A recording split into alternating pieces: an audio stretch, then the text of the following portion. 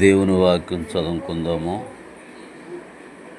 నీ రాబడి అంతటిలో ప్రథమ ఫలమును నీ ఆస్తిలో భాగమును ఇచ్చి యెహోవాను గణపరచుము. అప్పుడు నీ కొట్లల్లో ధాన్యము సమృద్ధిగా నుండును.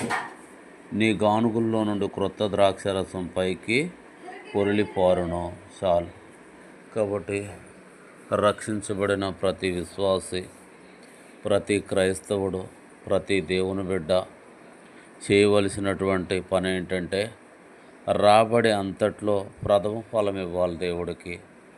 అనగా మన సంపాదనలో 10వ వంతు దేవునికి ఇవ్వాల. మన ఆస్తిలో భాగమిచ్చి యెహోవాను గణపరచాల. అంటే మన తల్లిదండ్రులు సంపాదించినటువంటి సంపాదనలో కొంత దేవునికి ఇచ్చి గణపరచాల. అప్పుడు ఏం జరుగుద్ది? అప్పుడు నీ కొట్లల్లో ధాన్యము సమృద్ధిగా ఉండును. నీ గానుగుల్లోని కొత్త ద్రాక్షరసం పైకి పొరిలి పారును. చాలు. ఎప్పుడైతే నువ్వు ఆ రీతిగా చేస్తావో నీ కొట్లల్లో ధాన్యము దేవుడు సమృద్ధిగా ఇస్తాడు. పూర్వీకులు కొట్లల్లో దాచుకునేవారు. గుమ్మెలు అలాగా బస్తాలు కట్టి గోతాములు కట్టి ఒడ్లు దాచుకునేవారు అనమాట.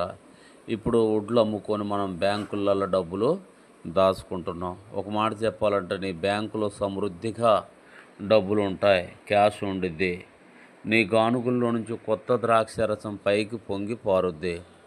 అనగా సమృద్ధి ఐశ్వర్యాన్ని ఇది కూడా చూపిస్తుందన్నమాట. ఎప్పుడు అని గమనిస్తే మన రాబడి అంతట్లో మనం 10వ భాగం ఇచ్చి దేవుణ్ణి గణపరచాలి. మన ఆస్తిలో కొంత భాగం ఇచ్చి దేవుణ్ణి గణపరచాలి.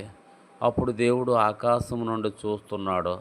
కాబట్టి చూసిన దేవుడు ఆకాశం నుండి నిన్ను చూసి, నీ మంచితనాన్ని చూసి, నీ సమర్పణను చూసి, దేవుడిని నువ్వు ప్రేమించే విధానాన్ని చూసి, దేవుడు కొరకు నువ్వు చేసేటువంటి ఆ గొప్ప కార్యాలను చూసి దేవుడు ఆకాశంలో నుండి నిన్ను ఆశీర్వదిస్తాడు, దీవిస్తాడు.